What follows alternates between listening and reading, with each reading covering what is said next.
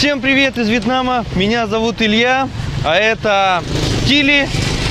Мы находимся в курортном городе Nha Trang, но это не курортная зона. Мы находимся рядом с рынком на севере. Тут такой есть небольшой рынок, не тот рынок, на который мы всегда ходим. Этот рынок поменьше. Рынок называется Боу. Really? Здесь вход в этот рынок. Синчао.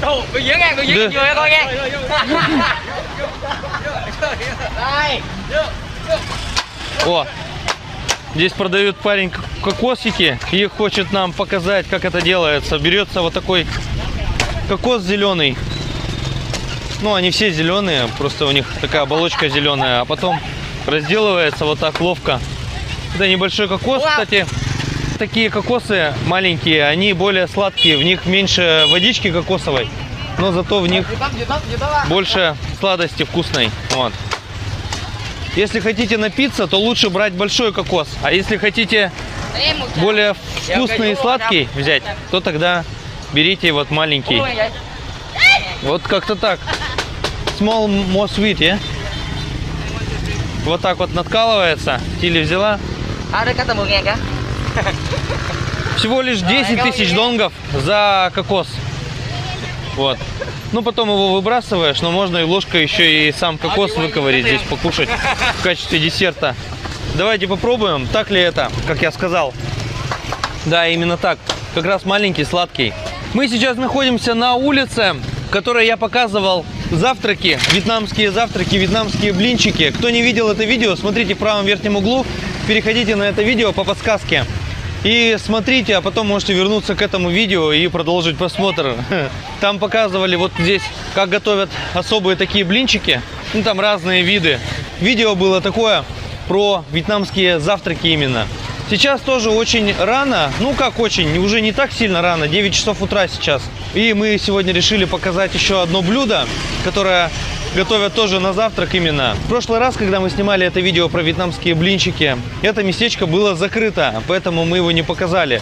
Поэтому мы сейчас снимаем отдельное видео про это блюдо. Утром вообще другая жизнь во Вьетнаме. Вьетнамцы встают рано, начинают свою работу и свой рабочий день. Там кто с 5 утра, кто в 4 утра уже выбегает на зарядку, еще когда темно. В общем, в 5-6 утра они уже начинают готовить свои блюда. Готовят разные супы, суп фо, бунбо. Кто не знает про суп бунбо, я сделал отдельное видео, тоже смотрите по подсказке в правом верхнем углу.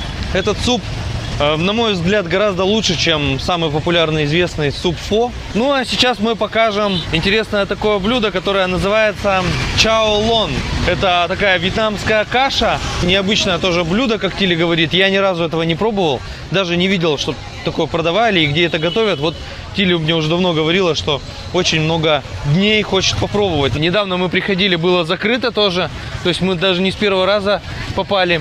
Тили любит поспать, а я люблю везде опаздывать, поэтому мы так и не попали сюда. И вот здесь вход на рынок, видно, утренняя кафешечка открывается. Тут тоже что-то готовят, супы. Паренек, который раскрывает кокосы. И вот интересная еще штука тоже я хотел показать. Мужчина готовит вот такие штуки. Они воздушные, булочки такие. Внутри они полые, то есть внутри вообще ничего в них нет. Готовятся они вот так вот. Из такой лепешечки с кунжутом. Она плоская. Он ее раскатывает вот так, а потом закидывает в масло, и оно жарится. И в процессе жарки они вот так как взрываются. И внутри становится воздушное пространство, а снаружи они вкусненькие, такие мягкие, жареные во фритюре. Show what inside. Да. Давайте попробуем. Вот, как раз показываем лепешечка. Внутри полая. Она сладковатая. Можно намазать какой-нибудь шоколадной пастой, арахисовой пастой или вареньем. Или наполнить чем-то, или сыр добавить. И очень круто. Но не сильно сладкая, в меру. То есть можно и с супом кушать. Типа как блины русские, блинчики. В меру сладкая такая булочка с кунжутом. Продавец рассказывал нам, что один русский подъехал к нему, попробовал одну штучку, взял И подъехал в следующий раз и взял уже сразу 10 штук. Настолько она ему понравилась. Сейчас давайте дойдем до этого места, где продается эта каша. Чаолон называется она. Вот здесь движуха. С утра наиболее активная. Открываются рынки, работают всякие места, где готовят блюда. Именно на завтрак. Очень много мест, которые во Вьетнаме открываются только с утра. Такие монокафе, они на тротуарах, на рынках, в разных местах открываются с утра. Потом часов, ну, максимум до 11 работают и закрываются. Вот, например, местечко Баньбао. Что такое Баньбао? Это как такие пельмени большие, китайские. Готовятся на пару. Вот такое большое тесто. И внутри там фарш, как в пельменях. А еще там добавляют перепелиное яичко. Очень классно такую штуку кушать с майонезом. По принципу пельменей, короче, можно их есть. Вот, сейчас мы их тоже попробуем. Я покажу начиночку, как внутри там все выглядит. И конкретно в этом месте. Вот мы уже взяли, получается, и это, и то. Набрали, прежде чем дойти до туда. 13 тысяч донгов за один баньбао. Такой большой, уверенный. Они продаются и в магазинах. Они продаются на улице. Можно так покушать. Тоже это относится к стритфуду. Но это вот не жареное блюдо, а именно готовится на пару. Смотрите это видео до конца. Покажем цену тоже на это блюдо. И все попробуем сейчас.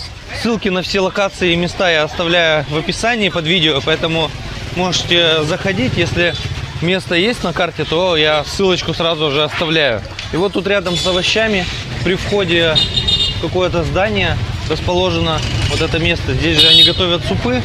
Как раз вот этот бунбо, который я делал обзор уже в другом месте, варится здесь. Ну, точнее, он сварен. В чем прикол этой каши? Я читал, что она готовится из потрохов. Каша готовится на мясном бульоне. Насыщенный должен быть такой бульон и разные свиные потроха. Внутренности различные. Сосиска здесь. Еще что-то. Вот она порезала. Ну, так может выглядит неприглядно. Это из ями. И с зеленью вот так. Вот мы здесь видим на прилавке как раз вот эти штуки, что тут нарезается. Здесь разные субпродукты свиные. Субпродуктами называются все внутренности, помимо самого мяса. Все сердце, почки, легкие, это все субпродукты, потроха.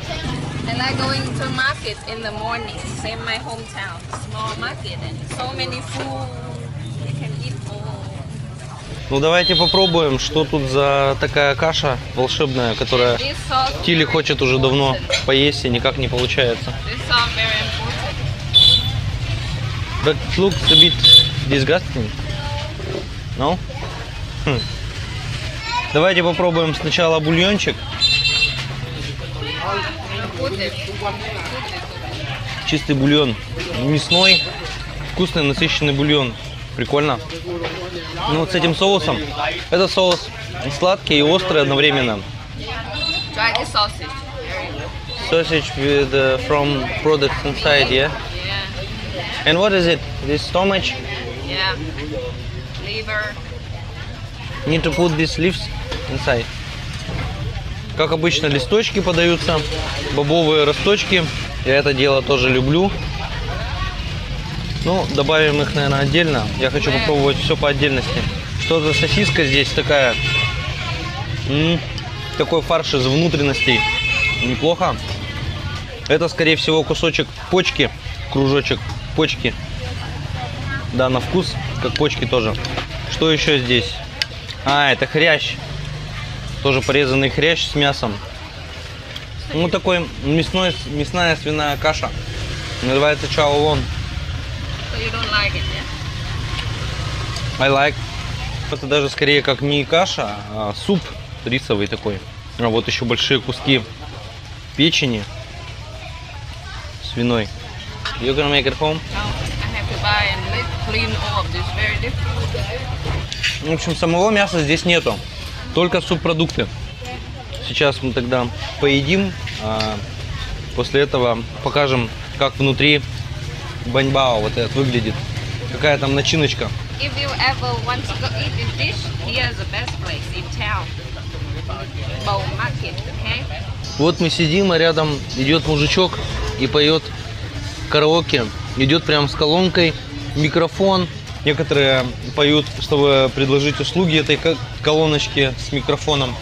Они ее ставят. Если ты захотел спеть песню и за деньги, можешь это сделать через них. А так они могут ходить и петь с колонкой. Но обычно ее как тележку тащат за собой.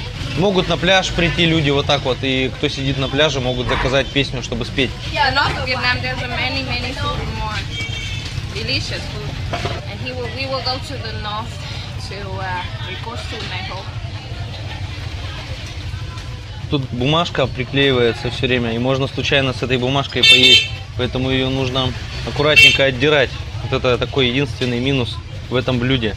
Само вот это тесто выглядит как не готовое, но на самом деле оно на пару приготовленное, твердое, плотное, не как сырое тесто, а как вот такая белая булочка выглядит. А внутри вот фарш, как котлета, как пирожок с мясом. И 2 перепелиных яичка здесь. Еще зеленый лучок там внутри. Давайте попробуем. Булочка сама сладковатая. Во Вьетнаме очень такой преобладает из всех вкусов именно сладкий.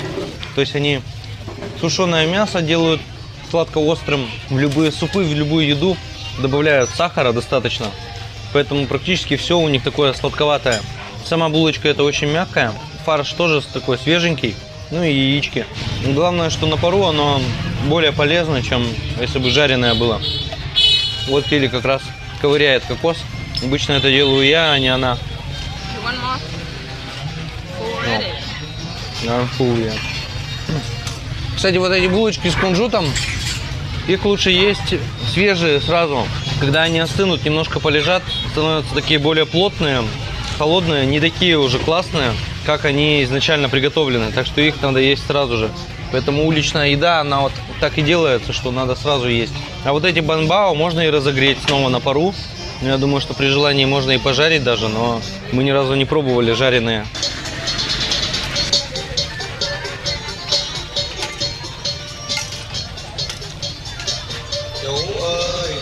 Товарищ там с этим караоке поет до сих пор.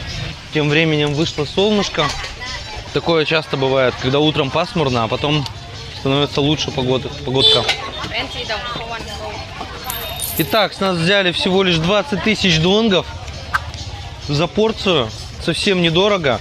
Ну там и мяса, правда, нету практически, но наедаешься с такой порцией очень сильно. Если скушать там еще вот этот один банбао, вот мы 1 на 2 даже съели, потому что нет места уже. С этой булочкой, булочка всего лишь 5000 донгов стоит.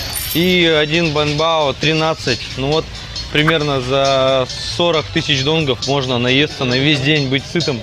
Если утром куда-то едешь в путешествие, то можно поесть сразу и на весь день. Подписывайтесь на канал, ставьте колокольчик, чтобы не пропускать новые выпуски с новыми обзорами других блюд, мест и локаций. Всех ждем во Вьетнаме! Hey, be careful. Chao long, not chao lon. You say like pussy. Say again. Seriously? Chao lon.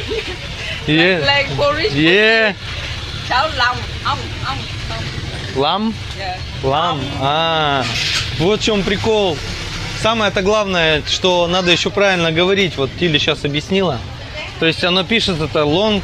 Not long. Как по-английски длинный. Но на русский это слово переводится как пи***а. А у And них... you say like chao long.